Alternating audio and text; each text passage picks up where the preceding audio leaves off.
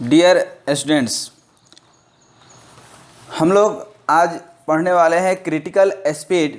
Basically it is the topic of mechanical vibration under the forced vibration. जो हमारा forced vibration है उसके अंदर एक टॉपिक है क्रिटिकल स्पीड।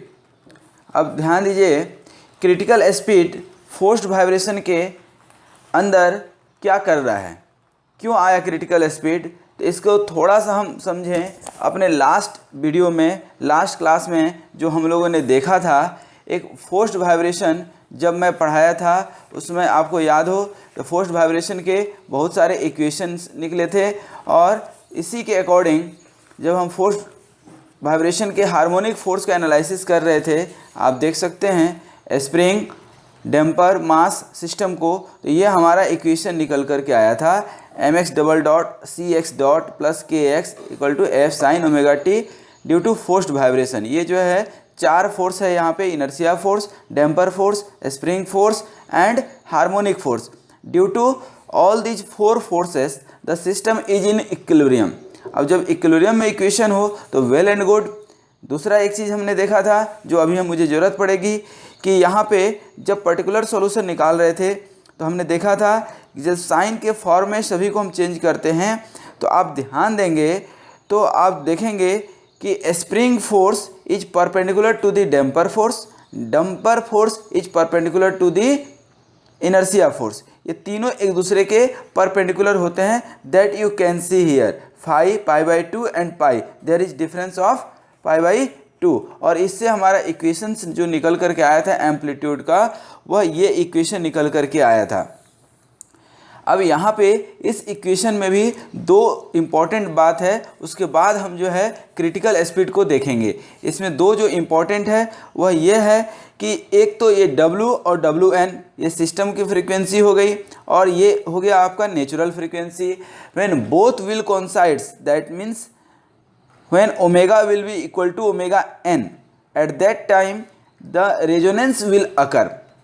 ऑलरेडी हम लोग पढ़ते आ रहे हैं। और दूसरा एक important formula C W by K को हम कुछ इस तरह से 2W अपन WN इंटू ई लिख सकते हैं, where E is the damper ratio, that means the damping coefficient upon critical damping coefficient, ratio of damping to the critical damping coefficient को हम CW/K को कुछ इस तरह से लिख सकते हैं। अब हमें क्रिटिकल स्पीड निकालने की क्यों ज़रूरत पड़ी और हम क्यों पढ़ रहे हैं क्रिटिकल स्पीड, अब ये ध्यान देना है। सबसे पहले तो हम जो क्रिटिकल स्पीड पढ़ रहे हैं उसमें ध्यान दीजिए कि सपोज जब कोई शाफ्ट है, it is fixed at the end in two bearing, ये बियरिंग में फिक्स है, and it is continuously rotating, it is continuously rotating. जब ये रोटेट होगा तो due to its self weight it will act mg। तो यहाँ पे हम सेल्फ वेट को भी इग्नोर कर रहे हैं।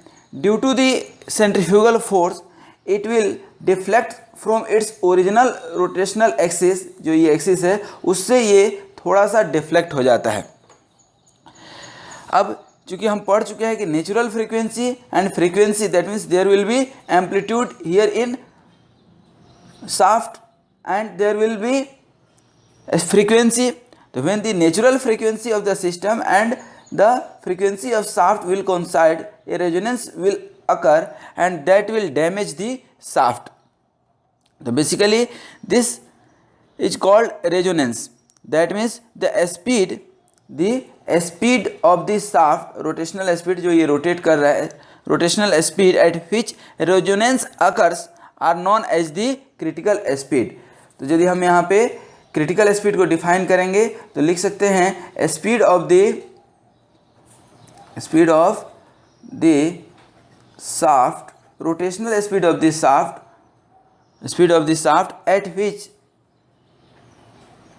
Eight which the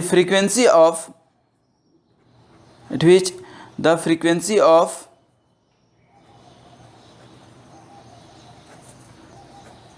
system coincides with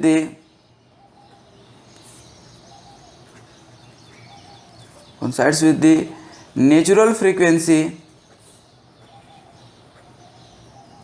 and due to that resonance occurs,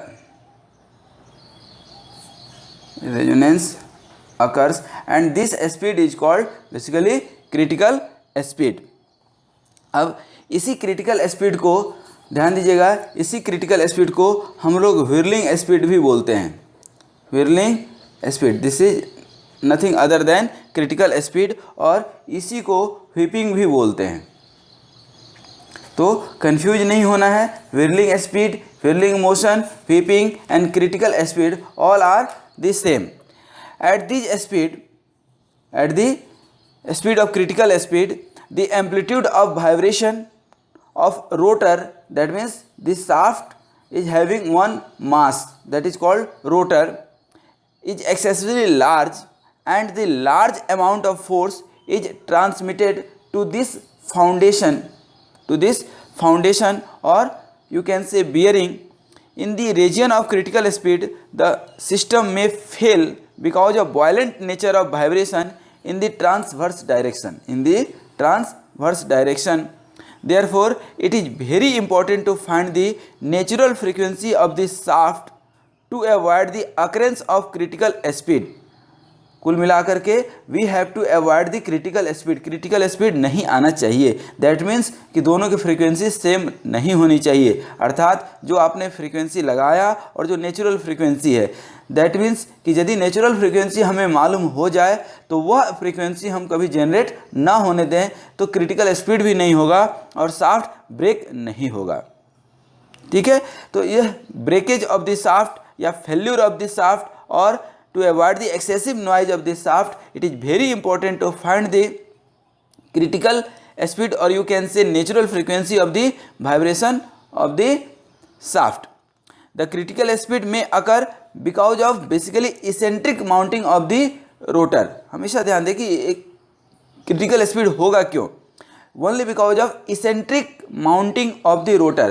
अब ध्यान दीजिएगा, there are basically one axis of rotation, तो यहाँ एक्सिस ऑफ द रोटेशन हो गया। जब शाफ्ट भी यहीं पे है तो शाफ्ट का भी सेंटर ऑफ ग्रेविटी कहाँ होगा, यहीं पे होगा, और सिस्टम की सेंटर ऑफ ग्रेविटी भी कहाँ होगा, यहीं पे होगा। Basically it is this centre of rotation, axis of rotation. C is the geometric centre of the mass, and G is the centre of gravity of the whole system. यहाँ पे C और G के बीच there is a distance, that is the eccentricity, इसी को बोलते हैं eccentricity. तो ये that is called eccentric mounting of the rotor. Non uniform distribution of rotor material और बेंडिंग ऑफ शाफ्ट में काउज द क्रिटिकल स्पीड।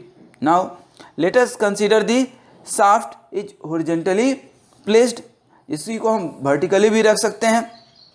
अब यहाँ पे हॉरिजॉन्टली में ये जो पोजीशन है आपका क्या है, अनडिफ्लेक्टेड पोजीशन। क्या है, अनडिफ्लेक्टेड पोजीशन, ये ओरिजिनल पोजीशन जो है, और ये क्या हो गया आपका डिफ्लेक्टेड पोजीशन।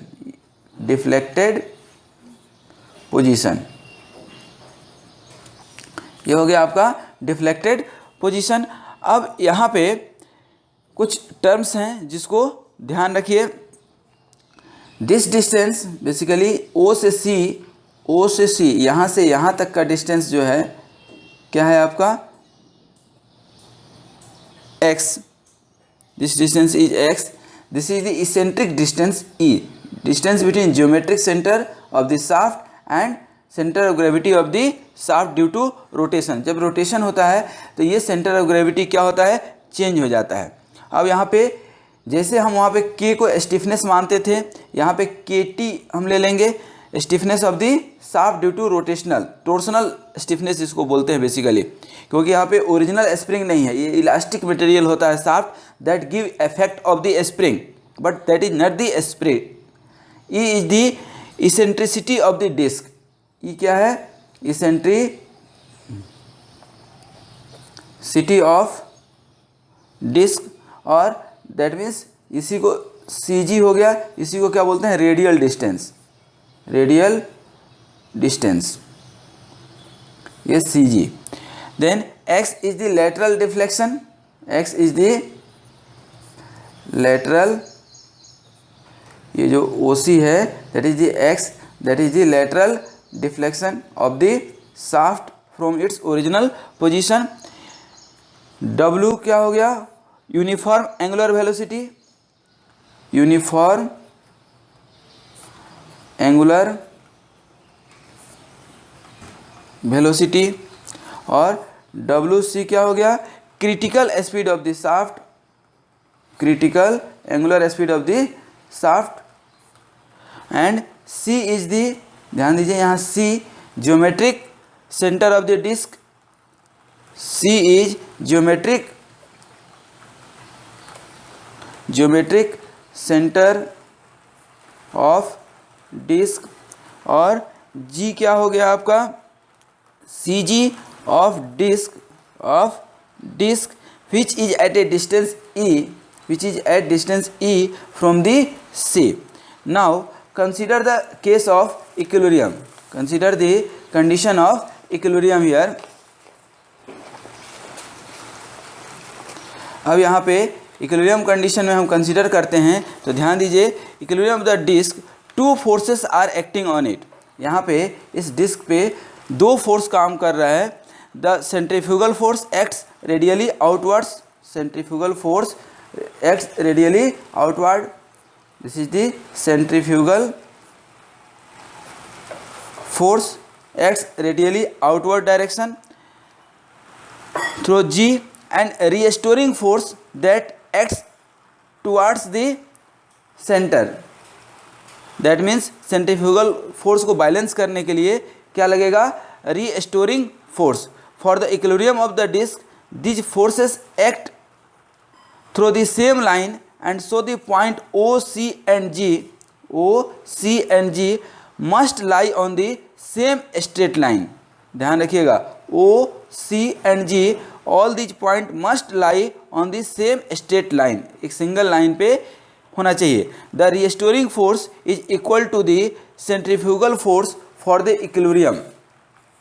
क्या हम लिख सकते हैं, the restoring force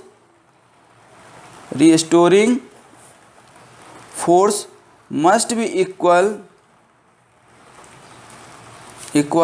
to centrifugal force for equilibrium.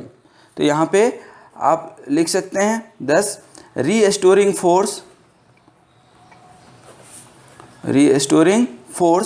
must be equal to centrifugal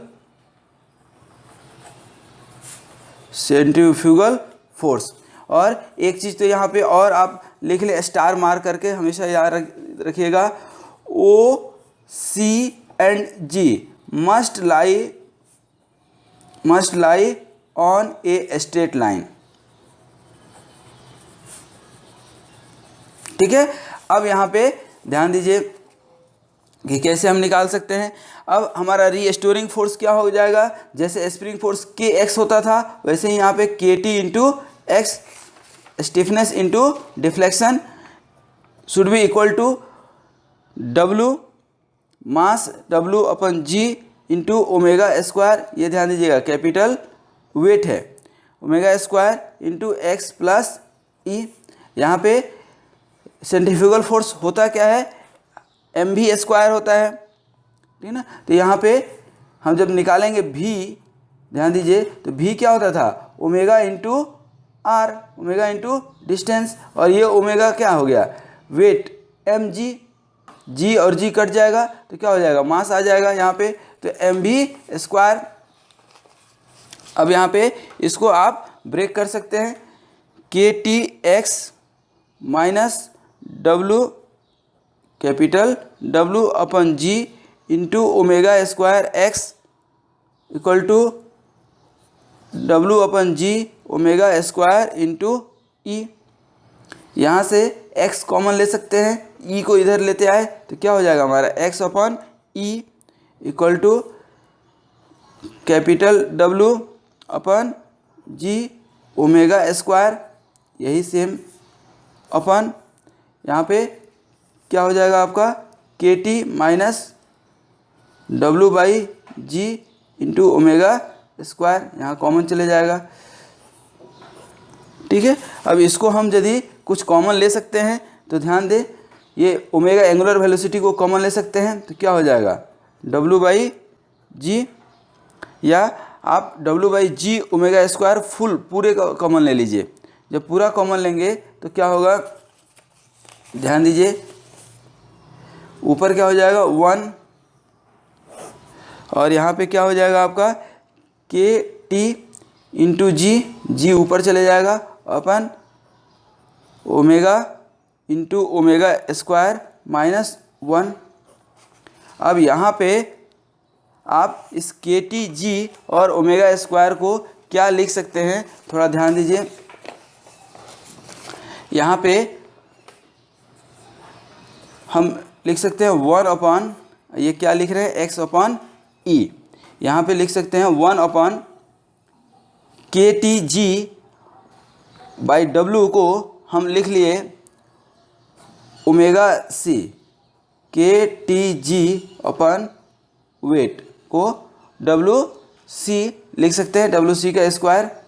तो यहाँ पे क्या हो जाएगा जी और डब्लू क्या होता है, ध्यान दीजिए, यहाँ पे के इक्वल टू होता है लोड पर यूनिट डिफ्लेक्शन, जितना डिफ्लेक्शन हुआ हमारा, और यहाँ पे डब्लू बाई जी रखेंगे तो ये डब्लू भी कट जाएगा और जी भी कट जाएगा, तो हमारा बचेगा क्या जी बाई डेल्टा।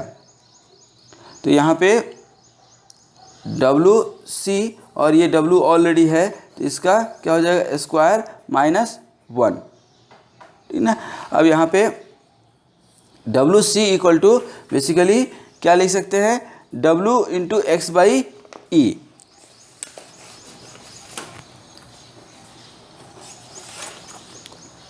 अब यहाँ ध्यान दीजिए कि यदि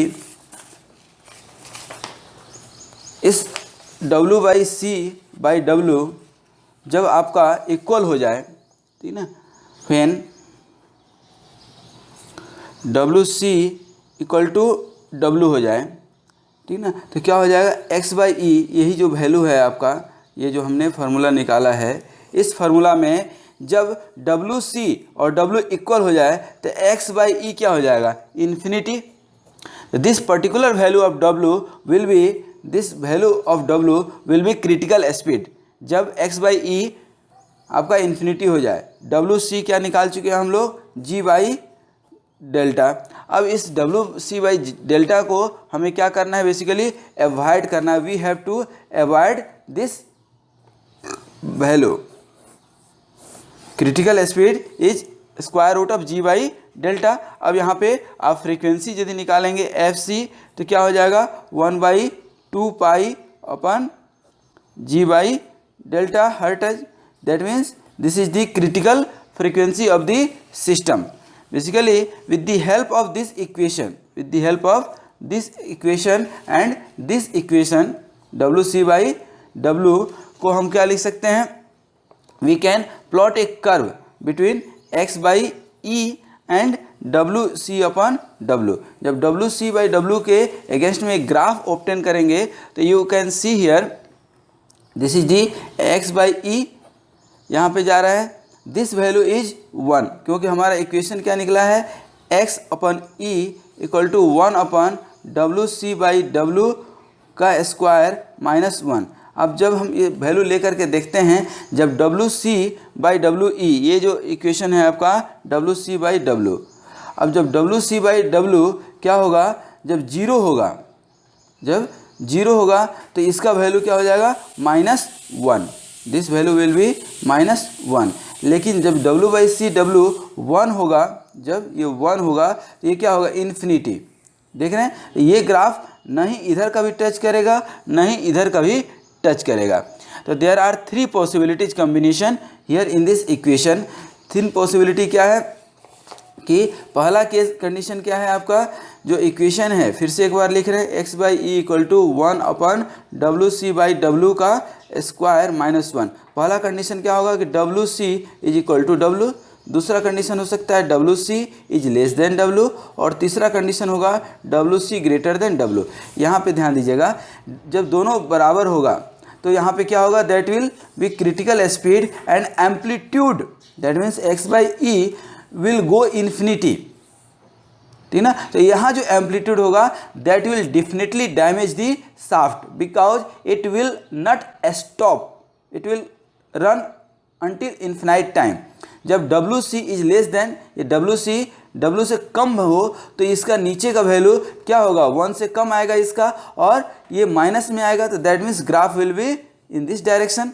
when WC is greater than W then it will be more than the 1, that means its graph will be like this. So in this case we have observed from this value, from graph and this value you can see here, यहाँ पे आप ध्यान दें, ये हमारा shaft था और ये हमारा ग्राफ निकला है। तो in case of W greater W when WC, जब W हमारा WC से कम है तो it will go negative, the amplitude ratio will be W is less then, तो ये वैल्यू हमारा 1 से ग्रेटर आएगा तो ये ओवरऑल पॉजिटिव आएगा, ये पॉजिटिव एम्पलीट्यूड आएगा। तो this positive amplitude and C will lie between O and G, C जो है O और G के बीच में रहेगा। जब W is greater than WC तो इट विल बी निगेटिव, ये निगेटिव रीजन आ गया आपका। तो in this case ratio x/e is found to be negative, it means G falls between O and C, G falls between O and C, again O and C। यहाँ पे ध्यान दीजिएगा, पहले कंडीशन में C लाई कर रहा है O एंड G के बीच में, दूसरे कंडीशन में आपका G लाई कर रहा है O और C के बीच में। Thus at high speed the disc rotates with heavy side inside. Here heavy side means the center of gravity. Then the disc rotates about its center of gravity and vibration are very minimum. This concept is useful for stabilization of aircraft, of the speed of the aircraft, turbine, IC engine and many more applications of the critical speed. तो ये हमारा critical speed का आपका concept था कि critical speed होने के लिए G आपका O और C के बीच में लाई करे, that will be the safe condition. That means this value of omega must be less than omega C, that means it should be positive here. In this condition the shaft will remain in safe condition. Thank you very much for watching. Keep watching the next video for the critical speed with the damping. Thank you very much.